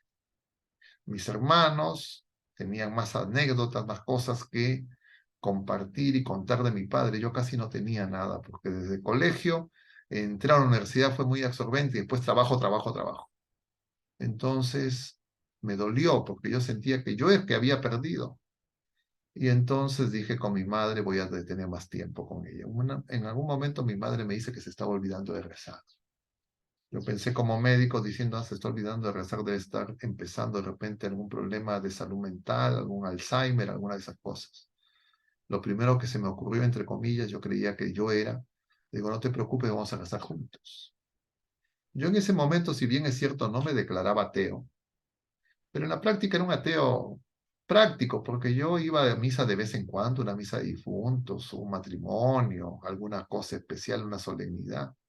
Pero no, poco a poco el mundo me había hecho ver que cosas y había perdido ese tesoro que tenía de niño, de joven. Y entonces empecé a rezar con mi madre. Y claro, eran momentos hermosos, etcétera. Para ser breve, en algún momento mi madre me dice, hijo, sería bueno que reciba la confirmación. Y yo le dije como respuesta inmediata, como uno hace, como se dice, para seguir la corriente, no te preocupes, lo voy a hacer. Pero pensaba para mí, ¿para qué es eso? ¿Para qué lo necesito? La cosa que pasaron los años, olvidé esa conversación, fallece mi madre, un día voy a misa y escucho que había confirmación de adultos. Escuché y recordé inmediatamente que le había prometido a mi madre y no había cumplido. Y me inscribí en la confirmación de adultos como homenaje póstumo a mi madre, eso es lo que yo pensaba. No me daba cuenta que el Señor estaba obrando. Para ser breve, terminé de cura. Es decir, nosotros no sabemos el efecto que puede tener nuestros testimonios, las palabras sencillas que podemos decir a las personas, las más endurecidas, cuando les decimos que vayan al Señor. Sino que a veces nosotros somos, pues, queremos el resultado inmediato. Queremos ver, decimos algo y la gente cambia. Somos, pues, justamente hijos del mundo.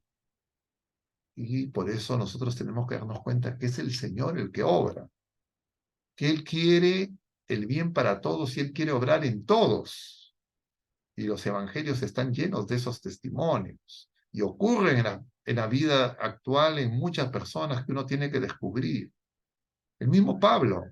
Pablo va a Damasco para matar, para apresar. Entonces nosotros a veces creemos que el Señor ya no obra. Entonces tenemos que darnos cuenta, oye, nos falta fe. Porque claro, vemos el mal, creemos que parecería que el demonio está ganando. Y lo que está pasando es que el Señor nos tiene paciencia, que esté esperando, que nosotros, los que hemos recibido el don de la fe, no lo dejemos solo, no lo abandonemos, sino que seamos luz. Pero puede ocurrir que ya nos hemos desanimado, ya hemos apagado nuestra fe, nuestras lámparas están apagadas, nos hemos quedado con algunas prácticas y algunos conocimientos teóricos, pero en la práctica no le creemos al Señor. Y entonces hemos hecho una amalgama un poco confusa cada quien, y entonces tenemos que pedirle al Señor, Señor, necesito arder en ese amor primero, como dice el Señor en el Apocalipsis, en la carta a las iglesias. El problema es de fe, hermanos. Siempre cuando nos preguntamos, ¿y cómo? Esa pregunta del cómo alude a que nosotros creemos que nosotros lo vamos a hacer. Quien lo hace es Él. Quiere que nosotros colaboremos. Él hace casi todo, nosotros casi nada. Nuestro casi nada es, Señor, sí, yo creo, tú hazlo. Yo confío en ti. Me pongo en tus manos. Hazme ver de qué manera no estorbo, de qué manera puedo ayudar. Y empieza eso haciendo oración. Y entonces el Señor ahí poco a poco me va a hacer ver. El efecto lo voy a ver en lo inmediato. Puede que sí, si el Señor es misericordioso y quiere que aumente mi fe, va a ser que yo vea un resultado en corto plazo. Pero si cree el Señor que yo me puedo llenar de soberbia, que estoy buscando mucha vanagloria, el Señor puede hacer que no me haga ver. Es misterioso, no sé. En el caso de mi historia personal, mis padres no vieron mi conversión. Yo como hubiese querido el día de mi ordenación que mis padres estén presentes. Físicamente no estaban, pero sé que estaban presentes. ¿Por qué? Porque el Señor nos dice eso. Entonces tenemos que darnos cuenta que nos falta fe. Menos que nosotros, cambiaron el mundo. Claro, tenían más fe que nosotros. Entonces nosotros tenemos que darnos cuenta de eso. Nos falta fe. Pidamos al Señor que nos aumente la fe. Hagamos oración. Confiemos en Él. No perdamos el tiempo en los engaños y en las trampas del mundo. Y a las personas que el Señor ha puesto en nuestro camino, sepamos que el Señor, si nos ha dado a nosotros un poco más de fe, es porque nosotros los tenemos que ayudar. ¿En qué consiste nuestra ayuda? En llevarlos a Jesucristo. Bueno, Cubas Poma quiere comentar algo. Padre Augusto, le aviso que nos queda 5 minutos, ¿ya? Bueno, entonces, a ver, Que vamos sí. a tratar de ver si podemos escuchar 1 o 2 comentarios más y yo voy a Perfecto. tratar de ser más breve. Sí, A ver, sí, padre, buenas tardes, ¿verdad? Las gracias por esta reflexión y la ponencia muy buena, la verdad, para reflexionar. Mi pregunta es, nosotros, en el caso como docentes de religión, de repente, no en todos los colegios, pero nos enfrentamos a ciertos sectores donde tenemos alumnos en un 90% que no tienen los sacramentos, confusión de fe, confusión de creer en Dios. También por lo que escucho que los ministros del sacramento es el matrimonio. Tenemos gran población estudiantil que vienen de familia disfuncional. También tenemos el grupo de estudiantes que son de padres los que se llaman evangélicos, que son las iglesias protestantes. Entonces, ¿cómo llegar a ellos si nosotros como docentes de religión de repente buscamos cumplir con lo que viene a ser el sistema educativo, de repente ver, programar lo que son competencias, eh, con las capacidades, los desempeños, y tratamos de cumplir y llegar a un producto final cuando lo primero que ellos no conocen es la fe? O nosotros también como docentes. a ver, Entonces, miren. ¿cómo llegar a los A estudiantes? ver, ese problema lo tuvieron también los primeros llamados, enviados, ¿ya? El mundo era pagano. O sea, no olvidemos eso, de dónde venimos. Entonces, un comentario. Todo eso que les dice el sistema educativo formal, de sus evaluaciones, aprendizaje por competencias, todas esas cosas, en realidad voy a decir algo que de repente es impropio, pero en realidad eso no sirve. ¿Ya? Eso de repente no sé si servirá para las cosas, diríamos, más pragmáticas, cognitivas, naturales, etcétera. Pero para las cosas de Dios eso es. Entonces ustedes sigan, hagan lo que dice la burocracia, etcétera, pero sepan que eso no les va a ayudar. El tema es que ustedes tienen que saber que todo lo tienen que hacer con el Señor, con Dios, con Jesucristo, y que Él quiere hacerlo con ustedes. El demonio quiere que ustedes se desanimen, vean el problema, no se puede, como David contra Goliat. No venció David porque era más fuerte, porque tenía más recursos, más medios, sino porque estaba con el Señor, igual nosotros. Con Jesucristo estamos con Dios. Entonces, claro, uno, si no tiene fe, uno dice, uy, pero ve los problemas. No, problemas muchos. Hace poco hemos celebrado 12 de octubre, Día de la Raza, y recordamos en la misa, en las lecturas, al apóstol Santiago. El apóstol Santiago, apóstol, el hermano de Juan, el Zebedeo, se va a la península ibérica y está desanimado. Nadie le hace caso. Y entonces está pensando en regresarse. se pone en oración. Y el Señor se manifiesta. ¿Vio él inmediatamente lo que pasó? No. Nosotros tenemos que confiar en el Señor, no tenemos que ser, entre comillas, inmediatistas, ¿no? Ya lo veremos, pues de repente el Señor quiere que ustedes vean y a través de sus cursos, de la relación con sus estudiantes, hay un florecimiento en la fe, pero pueda que no, pero no significa que va a ser inútil. El Señor sabe, ustedes confíen que el Señor ya venció. Parece que nosotros pues nos hemos comprado ese discurso derrotista, ¿no?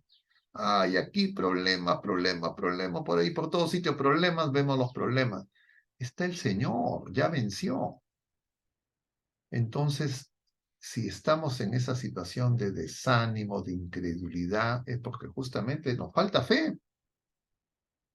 Y nosotros tenemos que pedir más fe. Les repito brevemente, lean el Evangelio según San Marcos capítulo 9, cuando Jesús baja del Tabor. Cuando Jesús baja del Tabor, se encuentra, los otros que se han quedado están discutiendo entre ellos. Jesús les pregunta por qué discuten. Y aparece el padre de un niño que está poseído por un espíritu sordo mudo, que le dice: he traído a mi hijo y sus discípulos no lo han podido liberar. Y el Señor le dice: generación incrédula, ¿hasta cuándo voy a estar con ustedes? Etcétera, etcétera. Traigan al niño. Lo llevan al niño, empieza a convulsionar en presencia del Señor. El Señor dice: ¿desde cuándo le pasa esto? Desde que era niño. El demonio lo quiere arrojar al fuego, al agua. Y entonces el Señor, el Padre le dice: si puedes, sana a mi hijo. Jesús le dice: ¿cómo que si puedes? Para el que cree nada es imposible. El Padre le dice: Señor, creo, pero aumenta mi fe. Y entonces luego, cuando llega a casa, los discípulos le preguntan a Jesús: ¿por qué no lo pudimos expulsar? Porque ellos habían expulsado demonios. Y entonces Jesús le dice: esa especie se expulsa con oración. Si ustedes, profesores de religión, no han leído nunca numeral 163 del Catecismo, que habla de la perseverancia en la fe, se citan esos pasajes. Hay un demonio que nos roba la fe. Ese es el demonio sordo-mudo. Es decir, no queremos escuchar las cosas de Dios, no queremos anunciar el Evangelio. Y entonces yo tengo que saber que ese demonio se expulsa con la oración. Y por eso en el mismo Getsemaní el Señor le va a decir: el espíritu está dispuesto, la carne es débil. Hagan oración. Y se duermen. Eso no está para otras personas, eso es para nosotros. Y entonces cuando yo empiezo con ese discurso pesimista, todo mal, etcétera, etcétera, yo lo que tengo que darme cuenta: Señor, me falta fe. ¿O hay algo imposible para Dios? Claro, si yo creo que es imposible para Dios, o que Dios no quiere que la gente vaya a Él, eso es porque me falta fe.